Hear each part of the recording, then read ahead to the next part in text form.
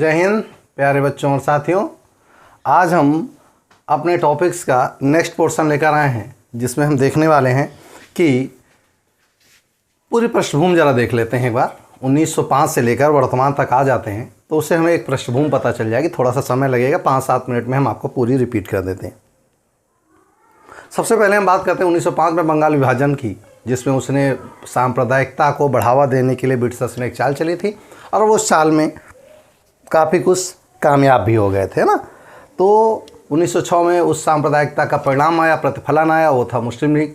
मुस्लिम league अपने उद्देश्यों में सफल रही। क्यों? क्योंकि उसे लग रहा था कि अगर ब्रिटिशर्स यहाँ से चले जाएंगे तो फिर से मुगल सत्ता स्थापित हो जाएगी, जो कि एक बकवास बात थी। 1907 में किसी कारणवश सूरत अधिवेशन होता है और उसमें नरम दल और गरम दल, जिनकी विचारधाराएं नहीं मैच कर रही थी, कोई कह रहा था ब्रिटिशर्स के साथ रहना अच्छा, कोई कह रहा था ब्रिटिशर्स को विरोध करके रहना अच्छा, अपने अपने व्यू थे। इस आधार पर सूरत अधिवेशन में बंगाल विभाजन हो नरम दल और गरम दल अलग हुए। 1909 में पार्लियामेंटो सुधार आता है। सुधार क्या, बिगाड़ आता है। 1911 में जास पंचम भारत आते हैं और 12 में राजधानी कलकत्ता से दिल्ली कर ली जाती है। 1916 में विभिन्न परिस्थितियों के कारण या फर्स्ट वर्ल्ड वार के प्रतिफलन के कारण गरम दल नरम दल लखनऊ अधिवेशन में एक होते हैं, जिसकी अध्यक्षता अंबिका चरण मजूमदार ने करी।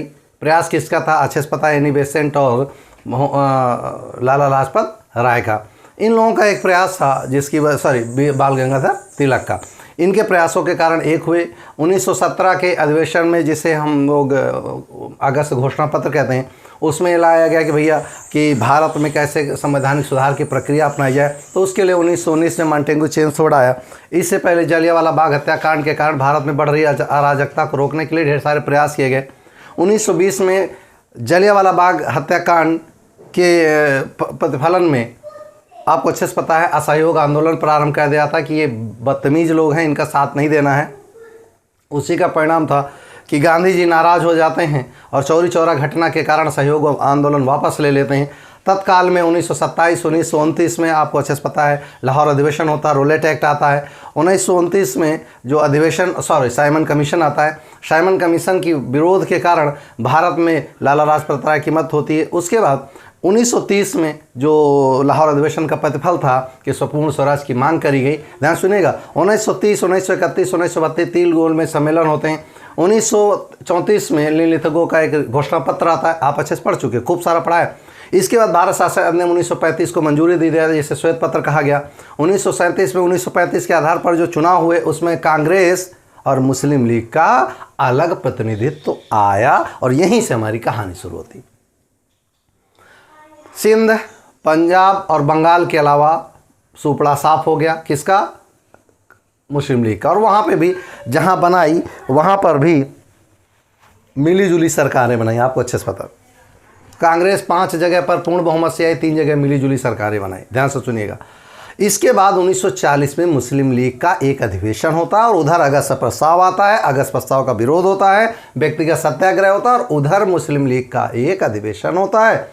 इससे पहले 1920 में एक अधिवेशन हो चुका है इलाहाबाद में, जिसकी अध्यक्षता मोहम्मद इकबाल कर चुके हैं, जहां पर 2 नेशन थ्योरी पर विचार व्यक्त किए जा सकते हैं। और उधर रहमत अली नामक व्यक्ति ने 1933 में एक शब्द गढ़ा, उस शब्द का नाम था पाकिस्तान। कौन कौन आता था देखा। अब ध्यान सुनिए, अब आगे हमारी बात आती भारत में असहयोग क्रिप्स अगस्त प्रस्ताव के परिणाम स्वरूप या उनके विरोध में व्यक्तिगत सत्याग्रह हुआ। जब उन्हें लगा पूरी दुनिया का दबाव पड़ा, तो चर्चिल को मजबूरी में भेजना पड़ा था। किसको? क्रिप्स मिशन को, जो कि भेजना नहीं चाह रहा था। कहानी जल्दी से वीडियो देखिए पिछला वाला। क्रिप्स मिशन भारत आता है, वही रटी रटाई चीज़ें, डोमिनियन स्टेटस है, बकवास की बात। तो हमने क्रिप्स मिशन को, और उसके बाद हमने सोचा कि बड़ा धमाका होना चाहिए, दैट वाज करो या मरो या क्विट इंडिया मूवमेंट था, याद करिए। इसके बाद हमने क्या किया कि भारत में आज़ाद हिंद फौज की रूपरेखा तय करी। सेकेंड वर्ल्ड वार हावी है, ज़बरदस्ती इंडियंस को थोप दिया गया है। 1944 में आपको अच्छे से पता है, जब हमने पिछली योजना बढ़ी और उसमें हमने आपको पढ़ाया था क्या, कि किस प्रकार लाल किला एक जो केस होता है उसमें किस प्रकार सजाएं दी जाती। यहाँ तक आपको हमने पढ़ाया, इतने 5 मिनट आपको समय हमने ले लिया। लेकिन अब गौर से करिए, ये पूरा पढ़ाने के पीछे सिर्फ ये एक ऐतिहासिक पृष्ठभूमि जो हम बना रहे थे, देखिए ये यहाँ से हम लिए थे, ये ऐतिहासिक पृष्ठभूमि बना रहे ताकि हम आसानी से आपको बातें समझा सकें। अब देखिए 1940 में मुस्लिम लीग का अधिवेशन लाहौर में होता है और 1940 में ही आपको अच्छे से पता है कांग्रेस का जो अधिवेशन होता है और उस अधिवेशन में अध्यक्ष बनाए जाते हैं कौन? अबुल कलाम आज़ाद, जो कि 40 से लेकर 45 तक लगातार अध्यक्ष रहते हैं। आपको अच्छे से पता है वर्ल्ड वार के कारण, स्थानीय कार्यों के कारण यहाँ पर दूसरा अध्यक्ष का चुनाव नहीं हुआ और सबसे लंबा कार्यकाल इन्होंने बिताया। ध्यान सुनिएगा। अब क्या होता है, मुस्लिम लीग अड़ी है कि हमें पाकिस्तान ही चाहिए, कांग्रेस चाह रही है कि विभाजन ना हो, हमारा दोनों लोग मिल जाएं और मिलकर ब्रिटिशर्स को यहाँ से निकालें।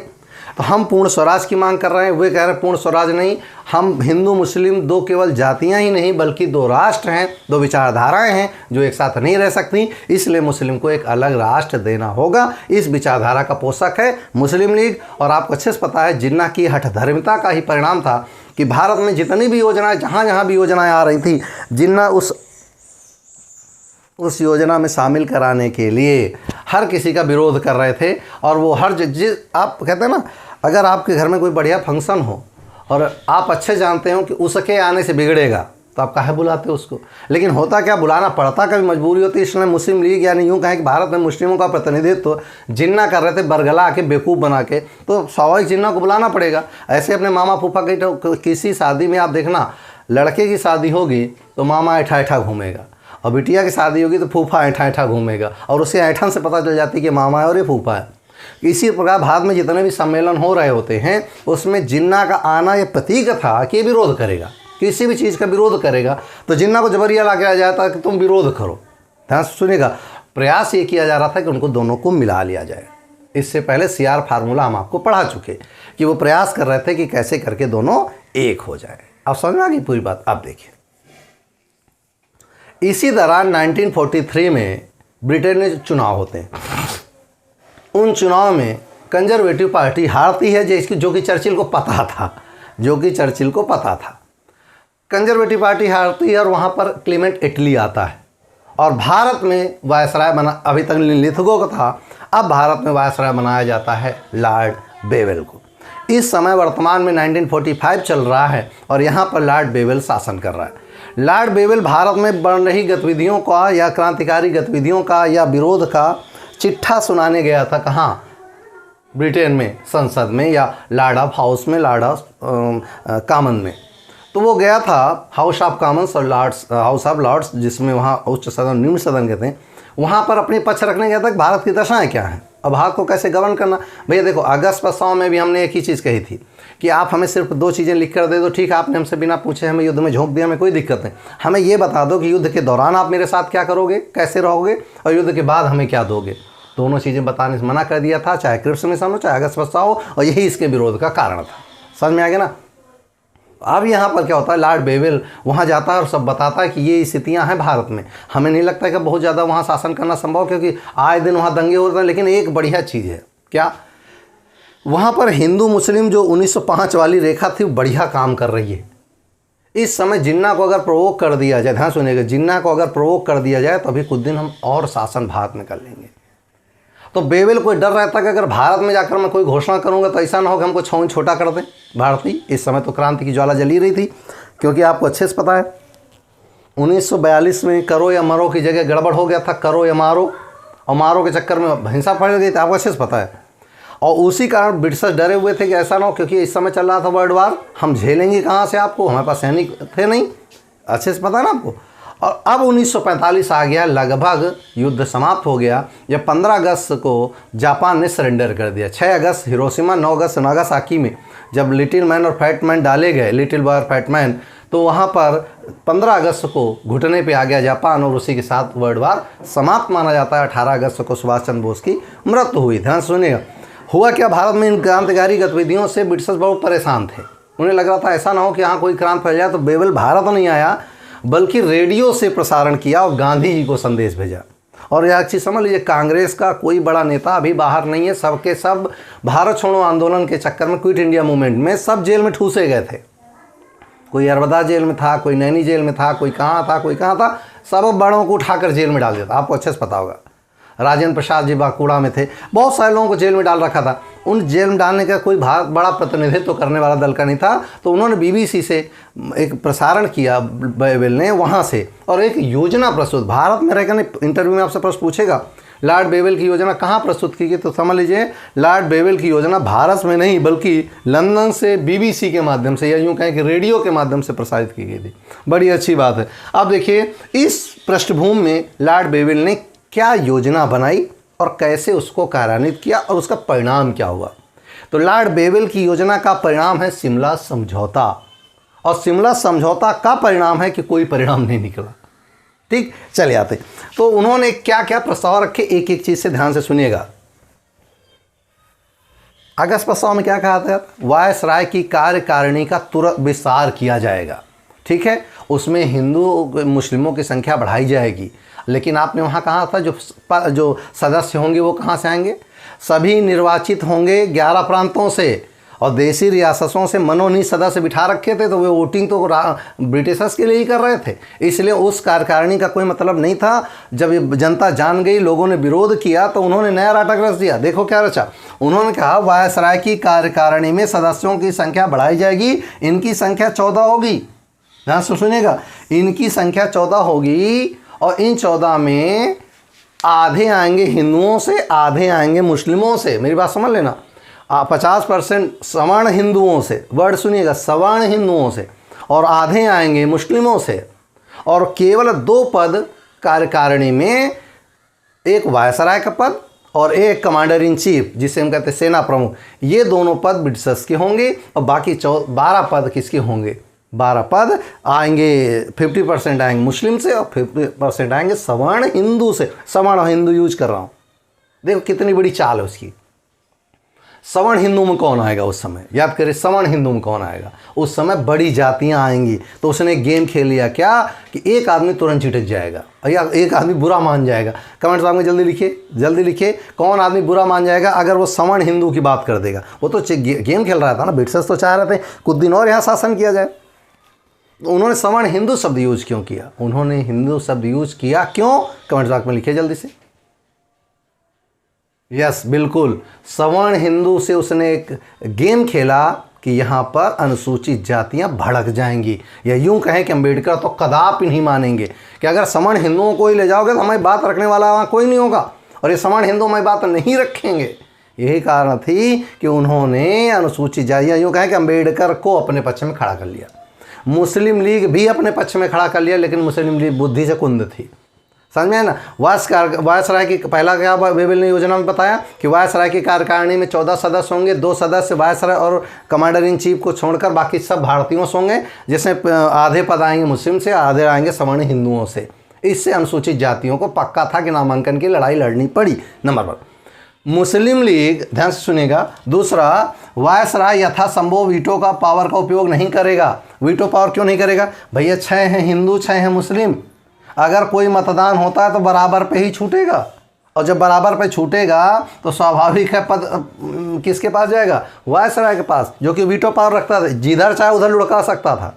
तो ध्यान रखिएगा, उन्होंने कहा यथासंभव माने हम चाहें तो चाहे ना तो, और फिर भी उन्होंने विश्वास दिलाया था कि हम नहीं भी यूज़ करेंगे वीटो पावर, लेकिन तुम इतने धोखा दे चुके थे कि अब जनता विश्वास करने वाली नहीं थी। तो ध्यान रखिएगा, इस उन्होंने गेम खेला। देखो, वायसराय यथासंभव वीटो पावर का उपयोग नहीं करे, यथासंभव कर सकता है लेकिन करेगा नहीं। कैसे विश्वास कर लें, तुमने मैं 1919 में हम आपको डोमिनियन उपनिवेश दे देंगे, डोमिनियन स्टाइल, याद करिए, हमने आपको 1927 में कहा था हम दे देंगे, खाक दे देंगे, आप उल्लू बना रहे थे हमको।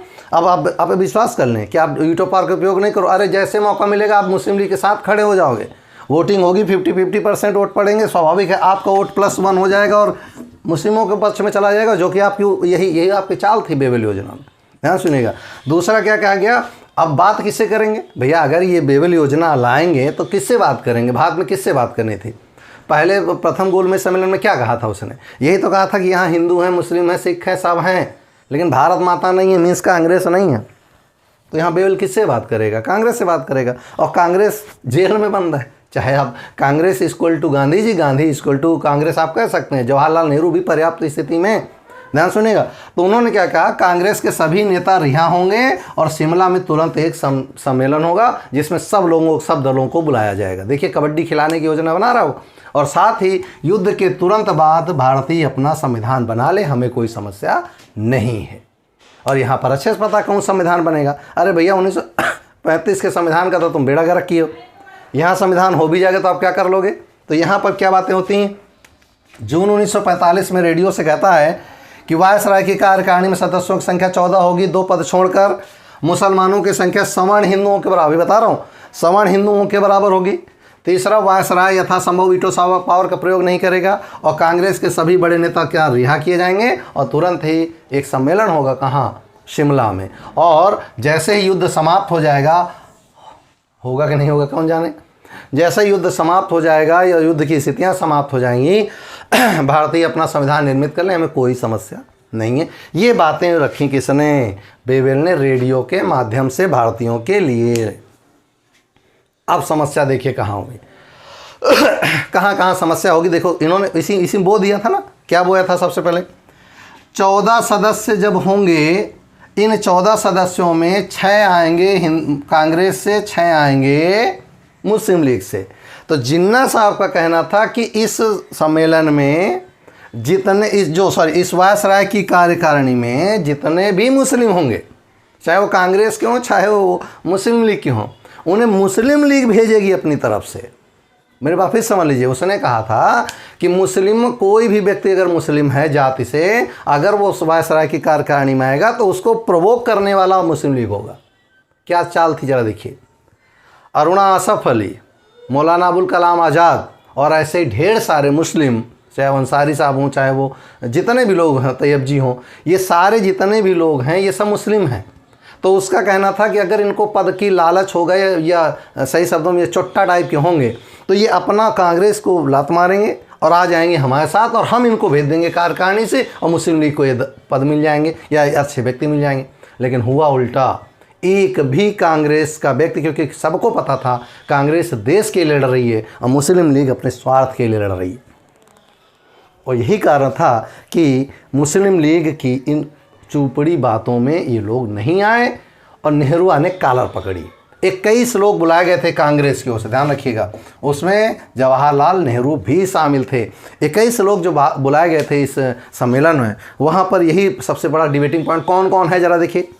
पहले तो कांग्रेस है जिसमें 21 लोग हैं, दूसरा जबरिया अंबेडकर जी हैं, तीसरा मुस्लिम लीग है और जितने भी अन्य हैं वो सारे ज़बरदस्ती एक कड़ाहा तैयार कराया बेवेल ने।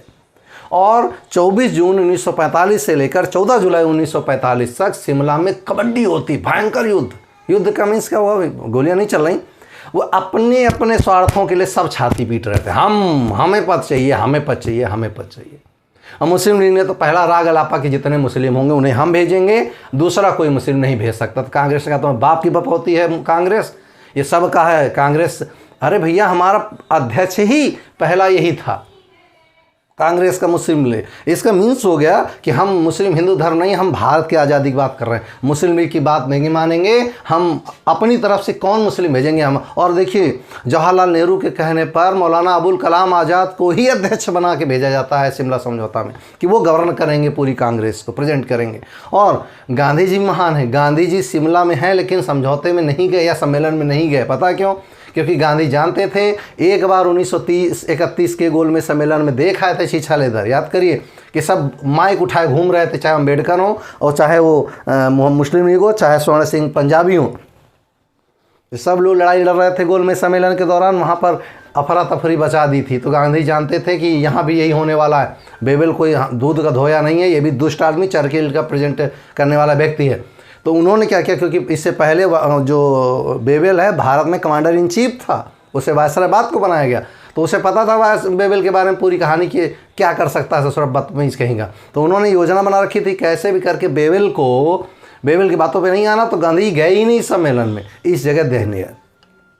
कहा जाता है कि गांधी जी की बहुत बड़ी गलती थी, गांधी जान के नहीं गए क्योंकि वो नहीं चाहते थे कि अभी भारत आज़ाद हो। अब ये हम, और दूसरा अब कंट्राडिक्शन ये है कि अगर वो कह चाहते थे कि भारत आज़ाद ना हो तो 1942 में करो या मरो, इनको अंग्रेजों को भगा, भारत छोड़ो, ये क्यों कहते गांधी जी? कंट्राडिक्टरी बातें, अलग अलग तथ्य हैं, अलग अलग जगह अलग अलग बुक्स में अपनी बुक्स में यही कहती कि गांधी जी वहाँ थे लेकिन शामिल नहीं हुए। अब मुस्लिम लीग का दूसरा क्या था, सवर्ण हिंदू क्यों। सवर्ण हिंदू क्यों, क्योंकि भारत में कांग्रेस, उसने कहा मुस्लिम लीग ने क्या, देखो मैं कह रहा था अंबेडकर को उंगली करके मैं कह रहा था कांग्रेस अल्पसंख्यक वर्ग का प्रतिनिधित्व करते, देखो आगे औकात पे ले आए सवर्ण हिंदू। सवर्ण हिंदू माने आप अच्छे जानते हैं ठाकुर ब्राह्मण, यानी जो उच्च वर्ग था सवर्ण व्यक्ति, उसको आधा मिलेगा और आधा मुस्लिम लीग को मिलेगा। क्या बात है। इसका मतलब हुआ कि ये सवर्ण हिंदू बेवेल के दिमाग की योजना थी, कांग्रेस के दिमाग की योजना नहीं थी। और लोगों को लगता है कि ये कांग्रेस का प्रेजेंटेशन था, रॉन्ग। तो यहाँ पर उन्होंने सवर्ण हिंदू करके अंबेडकर जी को भड़का दिया और अंबेडकर जी भी विरोध में बैठ गए, अनुसूचित जातियों के लिए अलग नामांकन की बात करने लगे। तो सोचिए, मुस्लिम लीग अपनी मांग कर रही है, कांग्रेस अपनी बात रख रही है, जो कि सही शब्दों में कहे तो कांग्रेस इस समय देश की बात कर रही, स्वार्थ की बात नहीं कर रही। और उधर अंबेडकर जी दलितों के लिए अलग आरक्षण मांग रहे हैं। उसके बाद जो पारसी ईसाई हो गए थे, अब जो भारतीय पारसी थे, वे अपना प्रतिनिधित्व मांगने लगे। तो एक कड़ाहा तैयार हुआ विभिन्न जातियों समुदायों का और शुरू हो गया आपस में वार्तालाप नहीं, बातालाप, यानी कि लड़ाई झगड़ा शुरू हो गया उनके आपस में। इस प्रकार से जो शिमला समझौता था वो अपने जो परिणाम चाहिए था वो नहीं प्राप्त कर सका, और बेवेल को तो चाहिए ही नहीं था, वो तो योजना थी। क्या हुआ देखिए, 25 जून से 14 जुलाई लगभग 19 दिन चलता है ये सम्मेलन। 19 दिन एक सम्मेलन चलता है। कांग्रेस की तरफ से अबुल कलाम आज़ाद, जिन्होंने तुरंत ही बेवेल योजना को अस्वीकार कर दिया, और अस्वीकार इनको जिन्ना भी कर रहा था कि तुम मुस्लिम हो, धिक्कार है तुम्हारे मुस्लिम होने पर, तुम्हें मुस्लिम लीग मानना चाहिए। तो अबुल कलाम ने आज़ाद ने कहा था, तेरे और मेरे बीच एक जल विभाजक रेखा है। जल विभाजक रेखा माने मैं पानी जो हूँ वो तर्पण हुआ, बिल्कुल साफ़ सुथरा हूँ, और तुम एक घाट हो जहाँ गंदगी भरी है। तो हमारे आपके बीच एक जल विभाजक रेखा है, इसीलिए शिमला समझौते को एक जल विभाजक रेखा भी कहा जाता है। किसके बीच? मुस्लिम लीग और कांग्रेस के बीच। और यहाँ पर कांग्रेस का तटस्थ व्यक्ति कोई खड़ा है तो मौलाना अबुल कलाम आज़ाद, जो देश के लिए लड़ रहे हैं। और एक वे थे, आप याद करिए, अलीगढ़ मुस्लिम विश्वविद्यालय वाले, बड़ी अम्मा शुरुआत में बने, बाद को देश के साथ धोखा करना शुरू कर दिए थे। यस एनीवन, मैंने आपको इसकी कहानी सुनाई थी कि पता नहीं कैसे उन्होंने समझौता स्वीकार कर लिया था। आइए, इन्होंने सवर्ण हिंदू शब्द पर आपत्ति जताई मुस्लिम लीग ने, साथ ही काउंसिल में सभी मुसलमान केवल मुस्लिम लीग भेजेगी, ये कैसे संभव था? और जब मुस्लिम लीग भेजेगी तो कांग्रेस में जो मुस्लिम है उनका क्या होगा? तो इसका मतलब वो सब मुस्लिम लीग में आ जाएं, खाक आ जाएंगे, कोई नहीं आएगा, तुम चुट्टा हो, सब चोर नहीं। दूसरा, अनुसूचित जात के सदस्यों को पृथक नामांकन का अधिकार प्राप्त होगा। ये कौन मांग रहा होगा? स्वाभाविक, मांगना भी चाहिए, क्यों नहीं मांगना चाहिए? आप, ये तो बेवेल के दिमाग की योजना थी, कांग्रेस के दिमाग में कहीं लागू हो जाती तो ये ऐसे छूट नहीं जाते।